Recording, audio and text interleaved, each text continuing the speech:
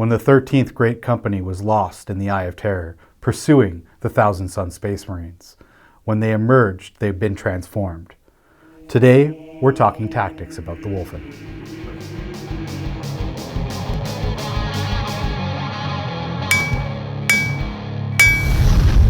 Anvil of War! Let's talk tactics! So today we are talking about the Space Wolf Wulfen. Now these guys are probably going to be the most competitive unit in the Space Wolf collection, and I won't be surprised with the 2019 chapter approved points drops if you see 3 units of these in every competitive Space Wolf list. I know I just said competitive Space Wolf list and that might confuse people, but I can see these guys with all of the point drops and the point drops for the characters making a resurgence and bringing them back to their 7th edition glory.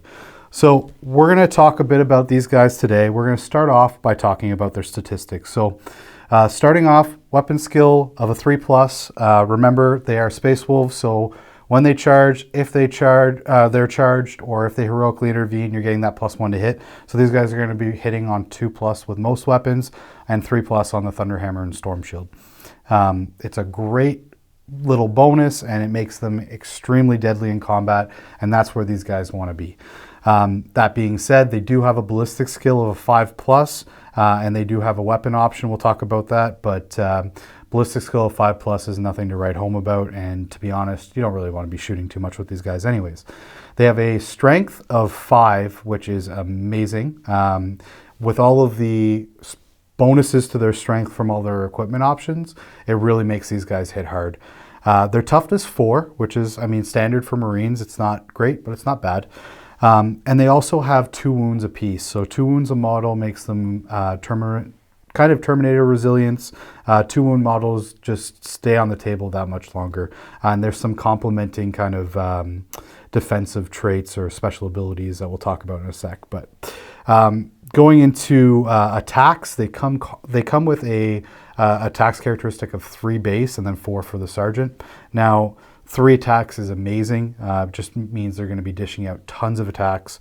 And on the charge, or if they're charged or if they heroically intervene, you're still getting shock assault because they are a Space Marine unit. So you're going to get that +1 attack, putting them at 4 attacks apiece. And that can go up depending on equipment options. So they do have a leadership of 7. Now, this isn't the greatest, but I mean, if you keep them in small squads of like 5, I personally like to run them in large squad and just risk it, sort of. With the equipment options, you have the Thunderhammer Storm Shield, which is kind of a classic. What it's going to do is it's going to create some durability for them. That 3+ invulnerable save plus the damage output that a Thunderhammer can do is great. I mean, it's it's times 2 strength, so these guys are going to be striking at strength 10 because they strength 5 base. So strength 10, then they're also doing 3 damage flat with an AP -3 on the Thunderhammer. It's pretty great. They hit hard. It's probably the best equipment option for them. Now, I would say don't necessarily commit the whole squad to that. Sometimes just adding a few to the squad to increase its durability and increase its ability to damage big stuff is all you need. Speaking of damaging big stuff, let's move on to the next equipment option, which is the Great Frost Axe. This thing is amazing. It's going to give them +3 strength. It's AP -3 with D3 damage per attack. On the charge, they're getting an additional attack, and there's no minuses to hit for this weapon. So hitting on 2+ with a D3 weapon, D3 damage weapon's pretty solid, especially with that additional attack. So they're all attacking. They're now making 5 attacks per Space Wolf with a Great Axe on the charge, which is just amazing.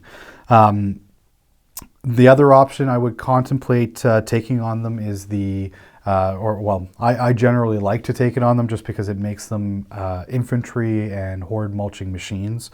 It's the Frost Claws. Now you take a pair of them, you're getting +1 attack. With them, they're like Lightning Claws, but they're a little bit better.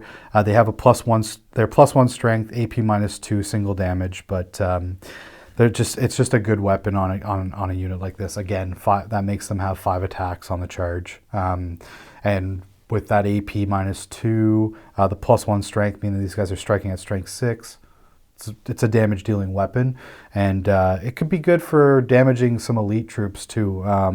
It's not necessarily just for infantry, but it sure helps against them.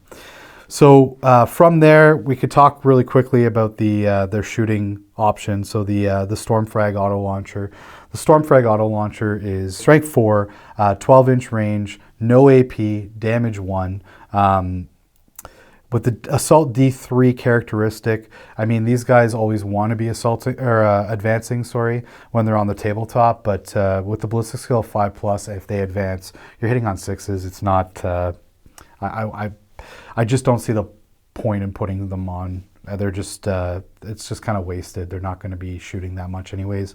You want these guys to get stuck in, and I mean, it's not even really worth the points at this point in time. If that changes with future editions, then great.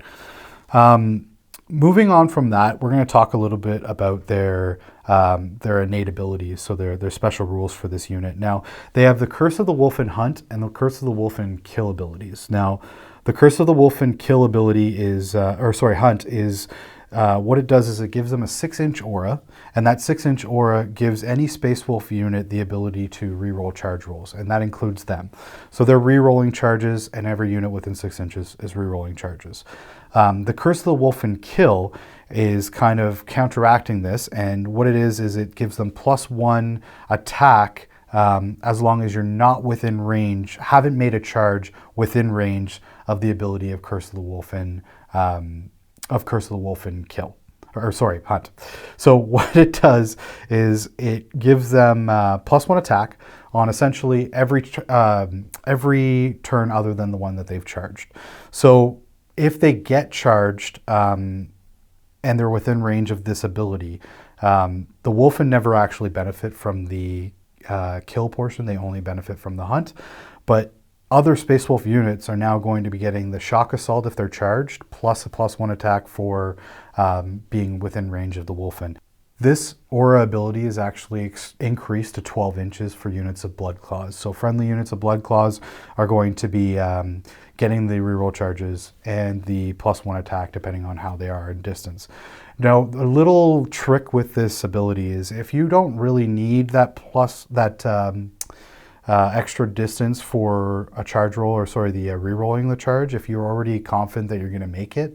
One little strategic thing that you can do when you're placing your units and you're positioning your units on the tabletop as you move forward towards the enemy is you can actually have a situation where you can charge these guys, have a unit charge into the range of their Curse of the Wulfen kill ability and get the +1 attack that way and still get a charge off. It's just the wording of the special rule means that if the unit isn't within charge range and then becomes within range of Curse of the Wulfen Kill, they get that bonus. So pretty cool, really strong little rule. And these guys not only are a damage dealing monster on the tabletop, but in addition to that, they're also buffing your friendly units. So again, as I said, auto will include unit, but other abilities that they have Bounding Leap. So Bounding Leap is going to give them the ability to advance and charge. So when they're advancing and they're charging, they're moving up the tabletop pretty quick. They have a movement characteristic of 7 inches. I didn't bring that up when I was talking about their statistics, but 7-inch movement, they're fast. It definitely brings up the argument of them being loyalist possessed Marines, because possessed also move 7 inches. And I get a serious possessed vibe from these guys. So they move up 7 inches, they advance, they can charge, or they can reroll the charge rolls after they advance. It's just amazing. They move really, really quickly.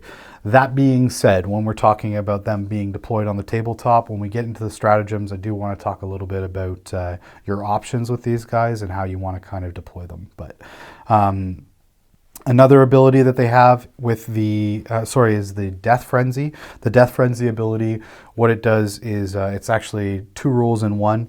The first part of it is it's going to give them the a 5+ feel no pain against any wounds that they suffer. So it's kind of like a Death Guard, disgustingly resilient type trait. 5+ feel no pain, is great. It's going to really increase the survivability with these guys, especially if you have a couple of Thunder Hammer Storm Shields in the unit. 3+ invulnerable with a 5+ feel no pain is really, really strong. So the second part of that rule, the Death Frenzy rule, is that they also are gaining the ability to, as models die in the unit, before you remove them from the table, they're able to attack. They're able to attack with their full complement of attacks.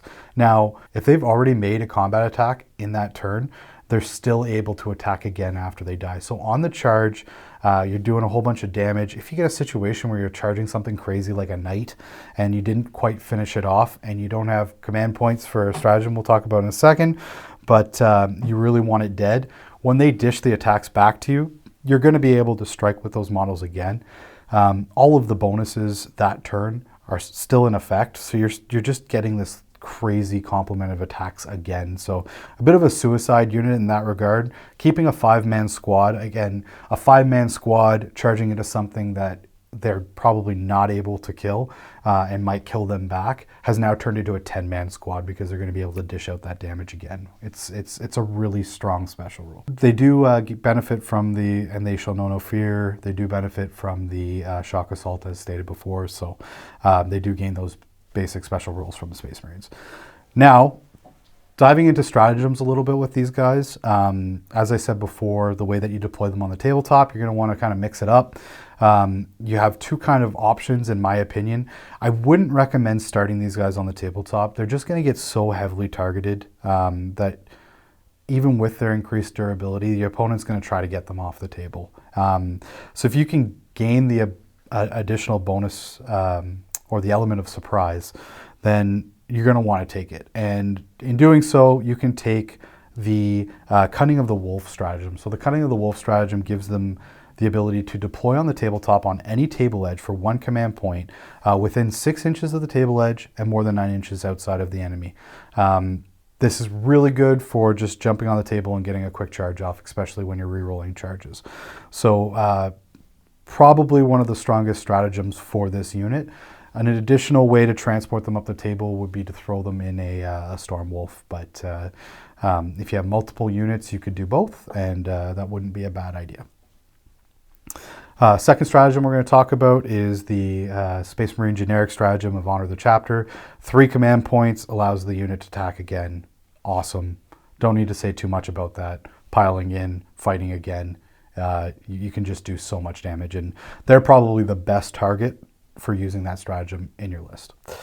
Cloaked by the Storm is another kind of honorable mention. If you have a Rune Priest within 6 inches of them and he pops the Cloak to the Storm stratagem to get your army up the table, for some reason if they are foot slogging, they're probably going to want to use this ability. It essentially gives them -1. The unit and every unit within 6 inches of the Rune Priest is going to get the ability to have -1 to hit.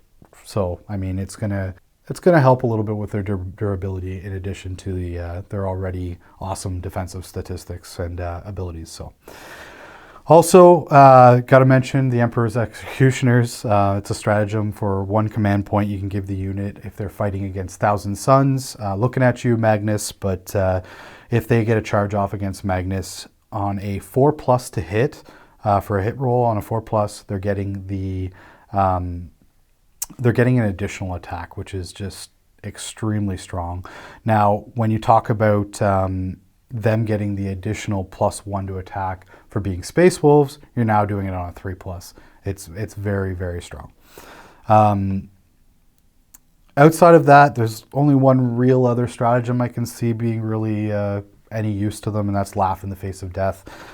In the event that you're fighting against something like Night Lords, Chaos Spawns, anything that would give you like a negative leadership modifier, if they are within the aura of a minus leadership aura, or if they're targeted with a minus leadership ability, basically what they can do is they get to, you spend 1 command point and you give them the ability to re-roll all failed hit rolls. So if there's no character nearby, can be really strong. Again, though, it's kind of situational. So, character synergies. I mean, there's the obvious ones. Wolf Lord, giving them the ability to reroll 1s to hit.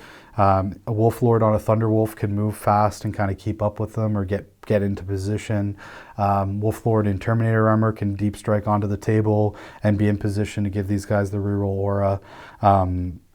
Couple other options would be Battle Leader to give them reroll ones to hit. I mean, again, you could throw one in a Terminator armor or have one jumping out of a transport with them. The Rune Priests don't. I mean, they can give them the reroll hits, so that's an obvious addition to their buffs. And again, I just want to quickly mention the Blood Claws. So I mean, there's a synergy there where the Blood Claws are going to gain additional 6 inches on their aura, the aura from the Wulfen. So it makes them have a little bit more impact as well with the rerolling charges or additional attacks, because Blood Claws can put out a lot of attacks. If you don't believe me, watch the Blood Claws Let's Talk Tactics video. So lastly, I would probably say the Storm Wolf as a transport for these guys. I mean, you could throw them in a Land Raider also. You don't see a lot of those these days. And I mean, if you have the option of taking a Land Raider that can fly, why not? So the Storm Wolf is strong in that regards. You're taking less of these guys in a Storm Wolf, but a small squad, like a 5-man squad in a Storm Wolf character or something, can be really strong. Jump it across the table. Pray it survives a turn and then jump out and have these guys advance and charge and get really deep into the opponent's battle line, which is really strong. So yeah, that's all I can say about these guys. They're amazing. Be prepared to see probably 3 units in tournament situations with Space Wolf players. And we hope you guys enjoyed this video, and if you enjoyed it, please make sure you subscribe to the channel. Thanks. Sponsored by